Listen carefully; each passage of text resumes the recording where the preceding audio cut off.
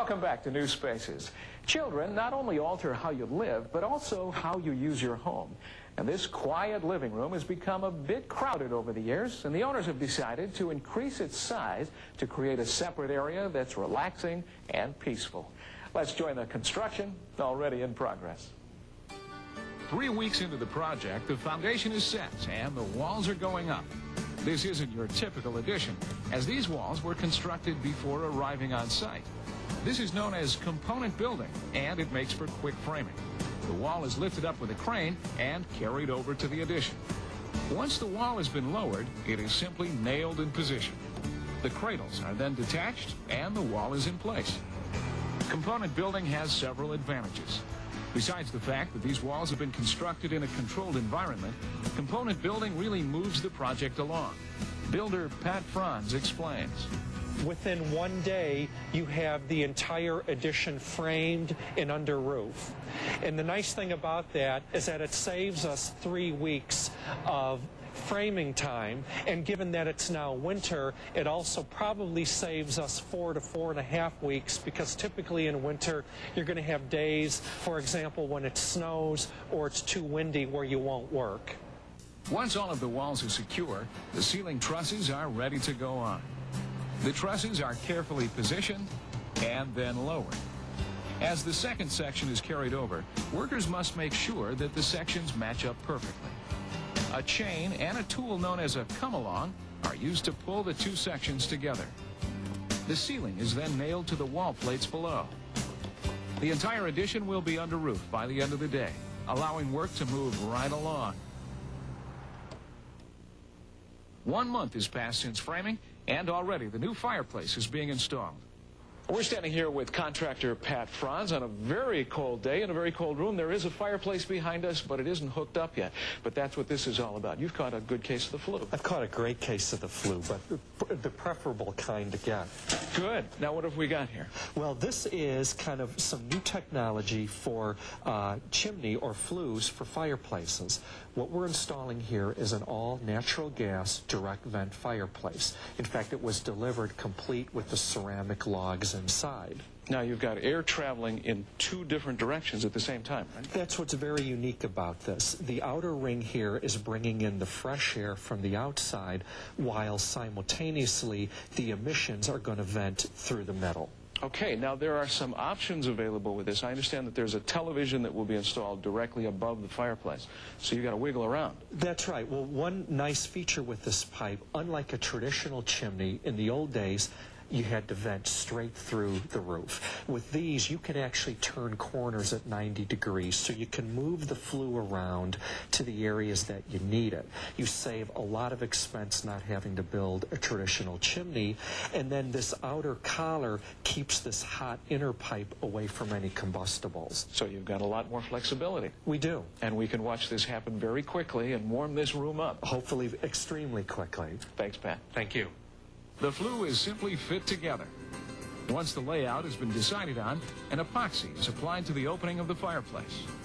The first pieces are attached, holes are drilled to connect additional flue pipes, and measurements are taken for the rest of the system. The pipes are going to run out of the north wall, so a hole is cut in the rim joist with a reciprocating saw.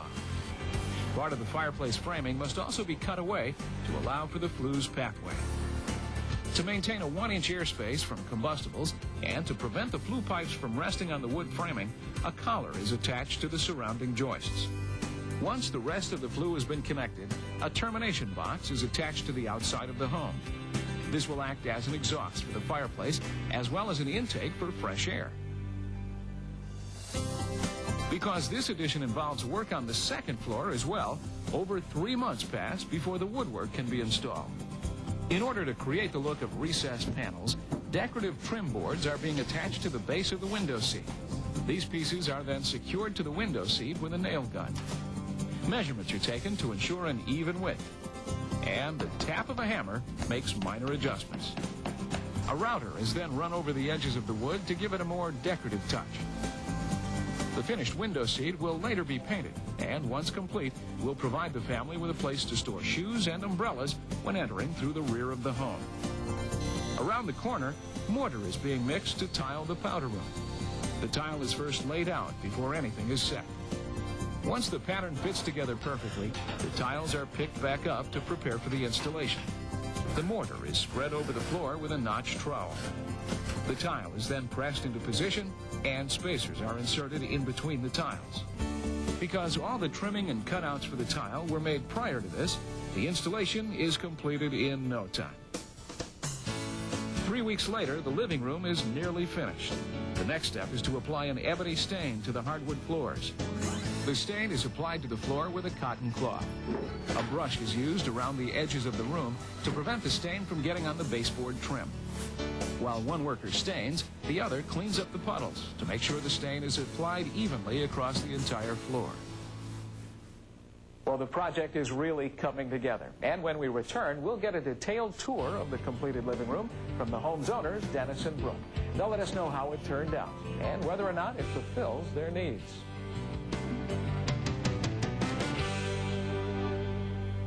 Welcome back to New Spaces. I'm Jim Parks. Well, there are times when we all need a quiet place to retreat. And that's why the owners of this living room have decided to expand their home. Not only was their existing space small, but because of its location, it actually doubled as a family area. The adjacent sunroom provided little relief, and an overflowing foyer closet warranted the request for more storage. Here is the space before, and here it is now. By adding an entire room onto the back of the house, they were able to free up the existing living room for everyone's use. A second fireplace and fantastic views contribute to the pleasant atmosphere of the new addition, while sufficient storage and first-floor laundry facilities give it a real functionality. And joining me now are the home's owners. Here are Brooke and Dennis. Well, you've got a lot more space added onto the back of your house. I hope you're enjoying it. It's better than we hoped for. Better than you hoped for. That's great. Terrific. Well, let's take a tour of it, and we can begin by coming in the back door. And this is kind of a mudroom area with a laundry facility, and we see built-in storage for our daughter, so that when she comes in out of the backyard, she can put her stuff there instead of dragging it into the living area. And it's a nice high ceiling as well. There's a lot of space here. Better than going down to the basement to do the laundry. Yeah, it's great. Now, when we come into the family room, we see that it's big and it's bright with very high ceilings. Why is that? How did that come about? The builder, they engineered it in such a way that you could actually see the whole room, the new room, from the existing living room. And this had something to do with the grade, right? The grade of the fell away from the house pretty fast. It's pretty sharp, and so what had to happen is they had to fit it on so that it had a flow to it, and that's why we have the stairways, and that gets you from the living room down to the new family room. And it's quite attractive because it gave us those high ceilings, probably around 11 feet or so. So that's a nice open airy feel, which is what we were trying to do, just have an openness. That openness is also contributed to by the windows. There are 6 big windows. Right. A lot of window space. You have a nice view of the backyard so we can see our daughter and her friends out there, whatever we're going to put back there. A lot of the windows of this house are going to get window treatments, but I think you said that you don't plan on doing that to these windows. Not in the family room. It's kind of stark and minimalist. So that would explain why this is clean and white, a very elegant look. And you were also going for a British colonial feel for this room as well, right? Yeah, white walls. The floors are stained black. It's clean, it's fresh, and it's not cluttered. This was something that appealed to you because of its cleanliness? When we did the TV and entertainment section, we did that because it was also a cleaner appearance. We don't have a TV sitting on a stand or taking up a lot of floor space. It's actually built in over the fireplace by design. And they really tailored this space to what your particular personal needs were. Let's take a look at the front of the room, and we see that there are 2 stairways down from the main part of the house. And this gives the room a feel of you're sort of settling into it. That's partially by design and partially because of necessity, right?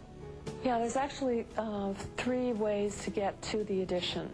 Through the living room, straight through from the front door, and then through the kitchen. So it's very accessible. And the fireplace at the front, we know that the fireplace isn't quite finished yet. There's another piece that has to be added on there. But the tile in the front of it, what is that called? That's called subway tile. You can get it in black or white. And we picked black to go with the floors, and then we did a trim in red just to have a hit of color. And we notice that on either side of the stairways, there's sort of a platform there that is the same kind of wood, which I believe is red oak, but with a different finish. Right, it was a polyurethane, and it gives it kind of a honey yellow gold kind of color. We put that there because we were going to put, well, we have flowers or you have some sort of pictures or whatever it is on the pedestals. And it's a nice offset, and it sets up a nice proportionality to the fireplace wall. Now let's step over to the atrium, and off of this room is a new bathroom. And if we take a look at that bathroom, we see that it is, again, very carefully done to be clean looking, very minimalist. It's a nice place. Yeah, it's pretty, it's small, but we, again, picked up the subway tile with the white and black on the floor. And if we look straight up, we see that there are 3 recessed lights at the front of the room, kind of accents that front wall. Right, and that's nice because it gives it a warm, light feeling to it when it's, say, darker or, you know, towards dusk. It's nice. It gives it a warmer feel for the room. And we can step over to the closet. Now, this was, at one time, the powder room, correct? Yes, that's right. And it's directly in line with the front door, so you walk to the closet and put your coats there, which keeps the entry area very clean without having to, you know, clutter it up when you're having parties and that. It's away from the front door, so it works well. Keep everything organized. Now let's jump outside for a moment. We can get a look at the room addition from the outside. Cedar. And at first you weren't too thrilled with the look of cedar, I don't think, were you? Well, it was maybe more the color. When we saw it on the ground, it was this sort of what I call barn red. And I thought that might not match up well with the existing red brick on the outside. But when they put it up, we saw it was going to be very attractive. And we were real pleased with the color. Well, that's a nice-looking room on the outside and a great-looking room on the inside, and we thank you very much for allowing us to come in and watch it all take place. Thank you, Jim. Thank you, Jen. Well, that sounds like another successful remodel, but don't go away. When we come back, we'll see other examples of terrific home remodels.